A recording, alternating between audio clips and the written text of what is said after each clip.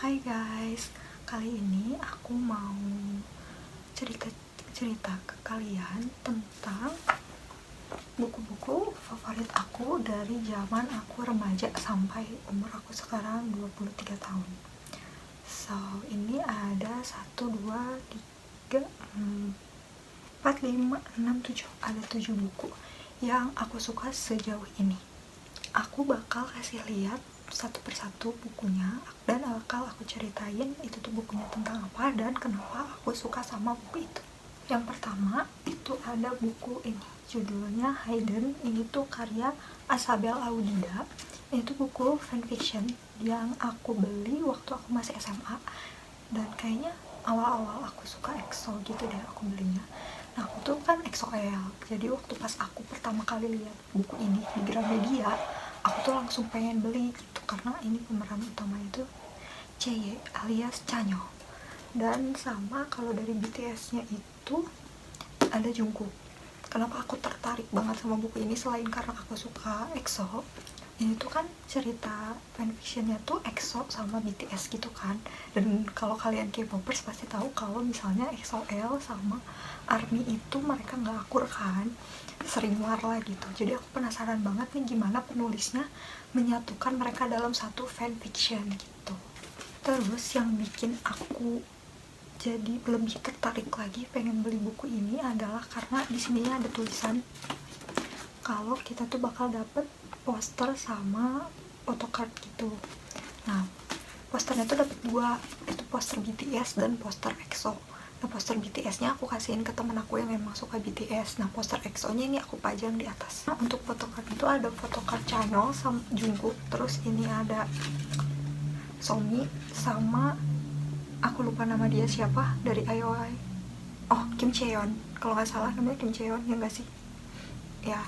Nah, kan ceritanya tuh di fanfictionnya mereka berdua ini ceweknya dan cowoknya itu Chanyeol sama Jungkook. Nah, untuk photocard Chanyeol itu aku simpan ada di rak aku gitu, aku pajang. Untuk photocard Jungkooknya itu aku kasihin ke teman aku juga. Nah, kalau yang kedua photocard ini tuh aku jadiin bookmarknya gitu, karena nggak ada bookmarknya kan. Nah, untuk buku Hidden ini tuh ceritanya kayak misah sih, kayak Chanyeol punya cerita cintanya sendiri, Jungkook juga punya cerita cintanya sendiri. Tapi di situ emang dimasukin kalau fans EXO sama BTS tuh suka war gitu. Tapi di sini tuh namanya sama penulisnya tuh nggak disebut EXO sama BTS, aku lupa apa ya. Oh, kalau EXO tuh disebutnya Exit. Nah, untuk BTS itu di sini tuh namanya jadi Be The Best. Di sini tuh emang diceritain gitu gimana warnya si fans Exit dan Be The Best ini. Aku jadinya ngerasa relate aja sih, karena kan aku EXO-L. Walaupun aku nggak pernah ikutan war, tapi aku jadi merasa relate aja gitu, karena aku sering lihat di sosmed kan gimana fans BTS dan EXO selalu berantem gitu. Nah, yang aku suka dari buku ini di endingnya adalah si Exit sama Be The Best ini mereka collab guys, mereka bikin konser bareng. Menurut aku mungkin tujuan penulisnya tuh pengen menunjukkan bahwa harusnya kita tuh baik-baik aja gitu, karena mungkin di belakang layar si artisnya pun baik-baik aja kan, seperti di cerita ini gitu. Untuk yang kedua ini Laut Bercerita karya Leila S. Chudori. Ini sebenarnya aku nggak tahu kan awalnya kayak karya-karyanya Leila tuh kayak gimana sih. Cuman waktu itu aku ditawarin sama teman aku kalau dia mau jual buku ini, karena sebenarnya dia udah baca tapi dia tuh beli lagi untuk temennya, tapi ternyata temennya juga udah punya, jadi akhirnya dia jual ke aku. Nah, buku ini itu kan latarnya itu di waktu kejadian 98, dan aku tuh jujur aku nggak tahu tentang kejadian itu. Sebenarnya diajarin ya waktu sekolah kayak di sejarah tentang kejadian ini, cuman aku nggak gitu salah aku nggak terlalu memperhatikan tentang kejadian itu. Cuman lewat si buku ini tuh aku jadi tahu gitu tentang kejadian 98 tuh kayak gimana. Terus aku juga jadi tahu perjuangan mahasiswa pada saat itu dan betapa mengerikannya di tahun-tahun tersebut gitu. Terus aku melalui buku ini aku tuh jadi bisa lebih berempati sama orang-orang yang ikut demo gitu. Karena sebelumnya aku tuh suka wondering gitu, ini orang-orang kenapa sih demo gitu, kayak aku tuh nggak pernah mau cari tahu kenapa orang-orang tuh demo sih. Nah setelah baca buku ini aku tuh jadi bisa dibilang jadi melek politik gitu. Aku jadi harus mencari tahu tentang politik karena itu tuh ternyata sangat berpengaruh ke hidup aku gitu. Kebayangkan kalau kita nggak tahu apa-apa tentang politik negara kita sendiri. Terus yang menarik dari buku ini adalah buku ini tuh ceritanya ada 2 point of view. Point of view yang pertama itu dari si Biru Laut, si pemeran utamanya itu, dan yang point of view kedua itu dari Asmara Jati, itu adiknya si Biru Laut. Menurut aku itu tuh menarik banget karena saat kita baca dari POV-nya si Biru Laut ini, kita jadi tahu kalau gimana perjuangan mahasiswa pada saat itu gitu. Dari si POV-nya Asmara Jati itu kita jadi tahu gimana perjuangan keluarga korban untuk menemukan keluarga mereka yang hilang gitu. Dan jujur aku paling sering nangis itu waktu baca POV dari Asmara Jati, karena aku jadi ngebayangin gimana sih rasa sakitnya keluarga para korban yang sampai hari ini mereka nggak tahu keluarga mereka tuh sebenarnya masih hidup kah atau sudah meninggal kah, atau misalnya udah meninggal itu mayatnya dikemanain gitu. Yang ketiga ini ada buku judulnya Cermin Tak Pernah Berdusta karya Mira W. Jadi awal cerita di buku ini tuh waktu pemeran utamanya namanya tuh Kavela, dia SMA umur 18 tahun gitu. Nah selama hidupnya itu dia nggak pernah deket sama cowok, nggak pernah pacaran, nggak pernah ada cowok yang deketin dia, karena ceritanya tuh di sini si Kavela ini tuh jelek gitu. Tapi walaupun kayak gitu dia punya satu temen yang setia banget namanya Roni. Jadi si Roni ini yang selalu nemenin si Kavela ini gitu. Nah terus pas udah dewasa gitu, si Kavela ini tuh dia operasi plastik, dia jadi cantik banget, dan dia masih temenan sama si Roni itu gitu. Terus sukses juga, dia udah jadi bos, tapi kisah cintanya masih rumit gitu di situ. Jadi walaupun dia udah cantik, kisah cintanya tetap rumit di cerita ini gitu. Padahal kayak sepanjang cerita di novel ini tuh si Kavela tuh lama-lama tuh jadi berubah gitu, jadi arogan, jadi apa, karena dia sudah cantik, dia udah sukses gitu. Sampai dia pernah bikin kecewa si Roni temannya yang dari SMA itu gitu. Hal buruk yang menimpa ke dia itu karena ulah dirinya sendiri, karena dia tuh ingin membalas dendam teman-teman SMA-nya. Jadi selama balas dendam itu jadinya banyak hal buruk yang terjadi ke dia juga kan. Nah, jadinya di perjalanan dia untuk membalas dendam itu jadinya ada jadi banyak hal-hal rumit lagi yang terjadi sama dia. Terus yang bikin aku salut dari si tokoh Kavela ini, di akhirnya tuh dia kecelakaan dan wajahnya jadi rusak, benar-benar rusak gitu.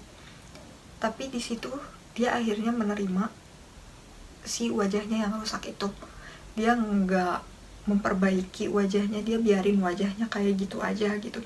Jadi aku bener-bener yang sangat-sangat salut sama si buku ini. Nah dari buku ini tuh aku jadi belajar untuk tidak terobsesi menjadi cantik, karena jujur aku merasa aku tidak cantik. Jadi dari dulu aku kayak berharap suatu hari nanti aku menjadi cantik, entah bagaimana caranya. Tapi lewat buku ini tuh aku jadi sadar bahwa aku gak perlu kok untuk berusaha terlihat cantik di depan banyak orang. Karena di buku ini pun si Roni ini tuh sebenarnya jatuh cinta loh sama Kavela gitu, tapi Kavela gak sadar itu gitu. Jadi sebenarnya kita cantik kok di mata orang yang tepat gitu. Kita gak harus cantik di mata semua orang.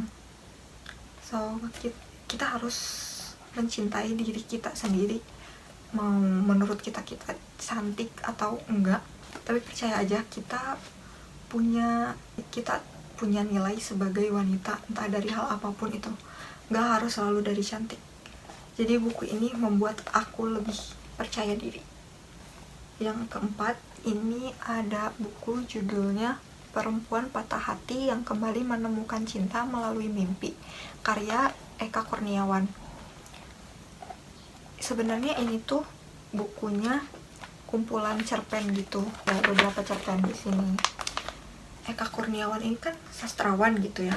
Nah, aku pikir aku tuh bakal susah untuk mengerti isi ceritanya, karena biasanya saat aku mengerjakan tugas kuliah membaca novel atau cerpen gitu, aku tuh selalu kesulitan memahami maksud ceritanya gitu. Tapi untuk buku karya Eka Kurniawan ini aku beneran ngerti maksud dia apa. Kenapa aku tertarik beli buku ini? Awalnya sebenarnya karena setelah masuk sastra gitu, setiap aku ke Gramedia aku selalu cari buku-buku karya sastrawan. Terus nggak sengaja aku lihat buku ini dan aku suka sama judulnya, karena kan judulnya Perempuan Patah Hati yang Kembali Menemukan Cinta Melalui Mimpi. Dan saat aku beli ini aku emang lagi patah hati, jadi kayak ya aku mencari penghiburan aja lah gitu, dan aku penasaran ini maksudnya gimana gitu. Jadi karena itu juga di antara semua cerpen yang ada di buku ini, aku paling suka yang judulnya Perempuan Patah Hati yang Kembali Menemukan Cinta Melalui Mimpi. Cerpen ini itu menceritakan tentang seorang tokoh perempuan bernama Maya yang patah hati karena dia ditinggal oleh pacarnya satu hari sebelum mereka menikah. Dan yang bikin dia makin sakit hati lagi itu si pacarnya ini kabur sama sahabatnya sendiri gitu. Jadi si pacarnya sama sahabatnya ini saling jatuh cinta. Jadi si Maya ini tuh depresi sampai pernah berusaha bunuh diri gitu, tapi terselamatkan. Tapi setelah itu tuh jadinya dia harus diawasin terus, dia harus cuti juga dari pekerjaannya, dia harus nemuin psikiater juga, dia harus minum obat untuk mencegah hal-hal yang pernah terjadi, yaitu bunuh diri gitu, terulang lagi gitu.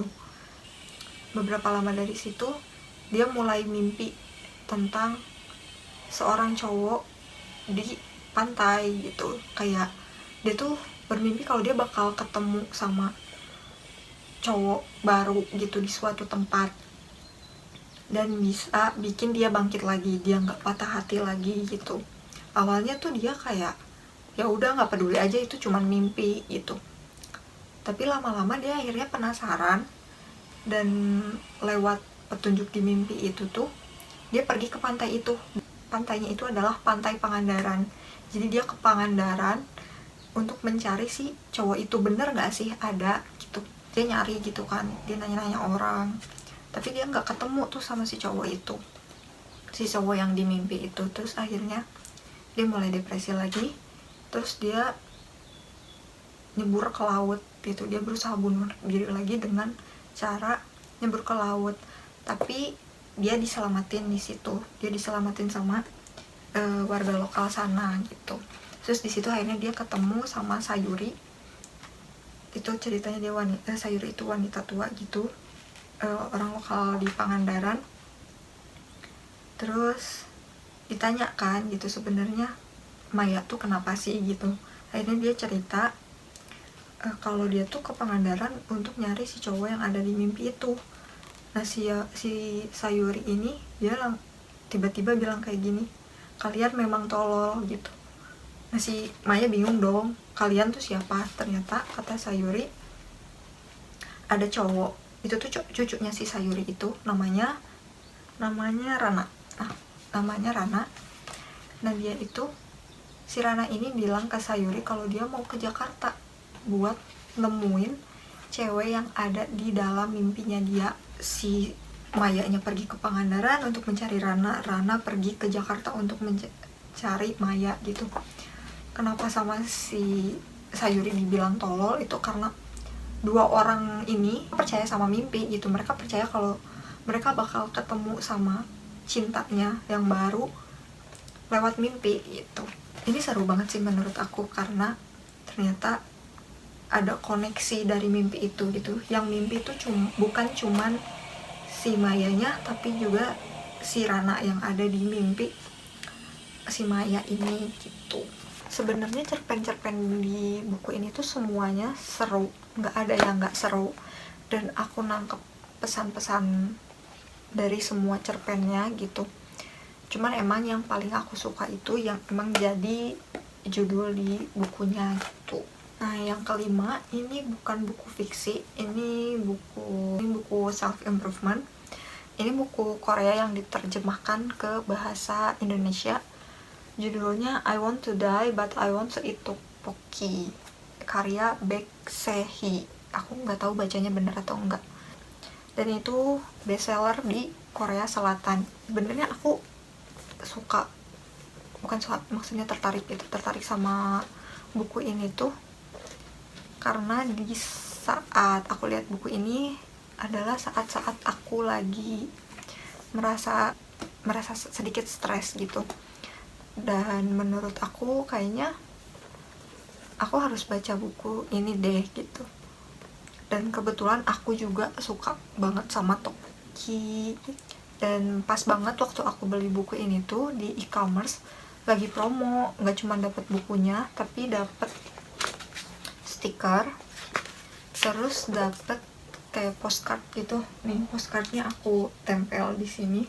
Postcardnya tulisannya, aku ingin mengalami kegagalan kemudian mengarahkan lagi pandanganku ke jalan yang lebih baik. Aku kira tuh bakal buku yang self improvement yang ngasih kata-kata ke pembaca gitu, tapi ternyata enggak. Ternyata buku ini tuh isinya cerita tentang si penulisnya sendiri saat dia depresi gitu, perjalanan dia saat depresi itu, yang akhirnya ngebuat dia depresi itu apa, hal yang pernah terjadi saat kecil tuh jadi penyebab dia depresi juga gitu. Terus aku juga merasa relate waktu baca buku ini tuh karena beberapa bagian yang diceritain itu dimana perasaan si Baek Se-hee ini tuh ada beberapa perasaan yang aku juga rasakan gitu.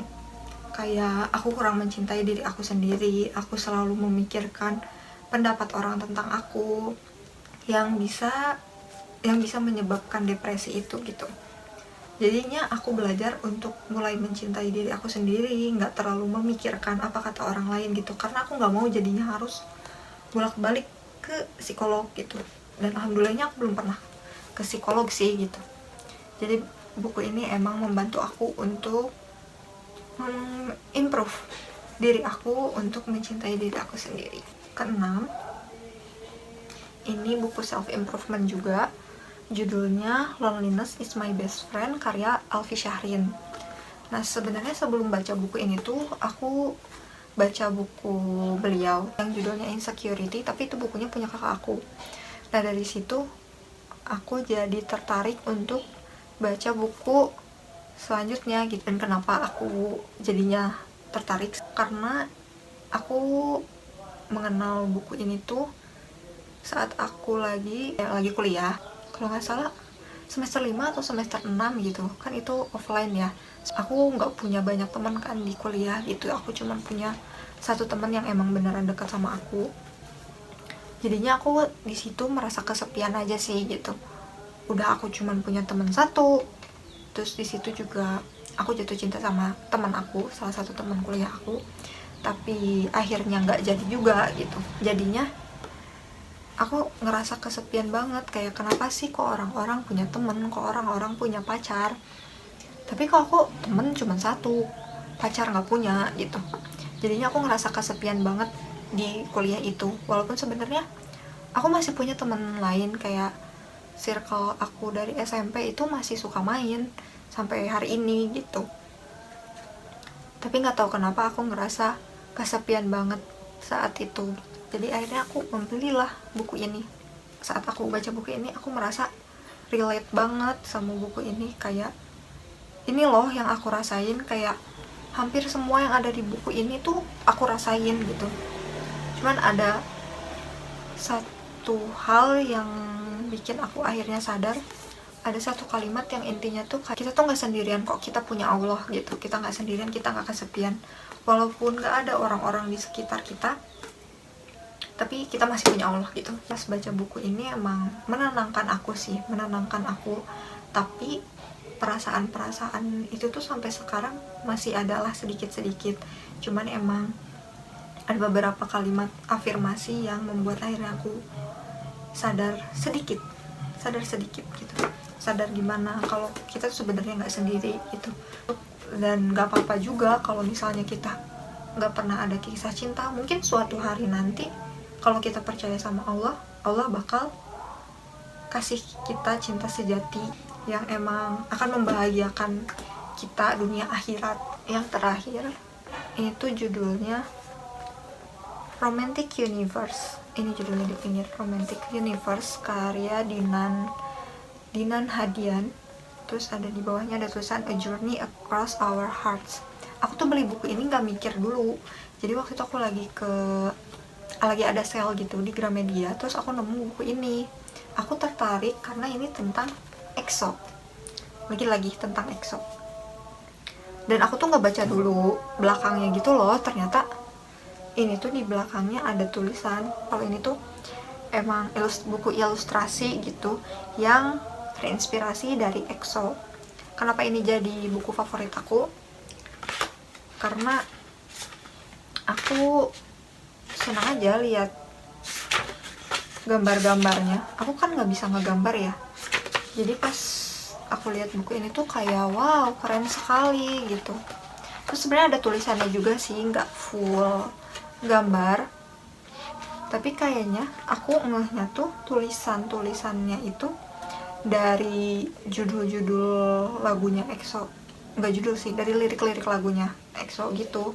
Terus kayak ada per bab gitu, kayak ini babnya Kai, terus ada nomor punggungnya Kai kan 88. Terus ada tulisan-tulisan kecil juga, tulisannya teleportation yang judulnya Kai, itu tuh sesuai kekuatan member gitu. Jadi di awal babnya tuh kayak gitu. Terus ada Suho, tulisannya water, kan dia Suho tuh kekuatannya ceritanya air gitu. Jadi aku seneng aja liatnya, kayak healing banget gitu, lucu, isinya beneran yang lucu-lucu, terus bagus banget lah menurut aku gitu. Cuman yang aku kurang suka adalah si photocardnya. Kayaknya sih ini tuh Dio waktu zaman botak, cuman kayak kurang mirip aja gitu, lebih mirip yang di dalam bukunya. Lucu. Ini beneran healing banget sih lihat ini, walaupun aku nggak bisa gambar gitu. Aku seneng lihat gambar-gambar, aku seneng lihat lukisan, karena menurut aku itu menenangkan aku gitu. Ya, itu healingnya aku. So, itu dia buku-buku favorit aku sejauh ini dari zaman aku remaja sampai hari ini. Terima kasih untuk teman-teman yang sudah mau nonton. Jangan lupa like dan subscribe.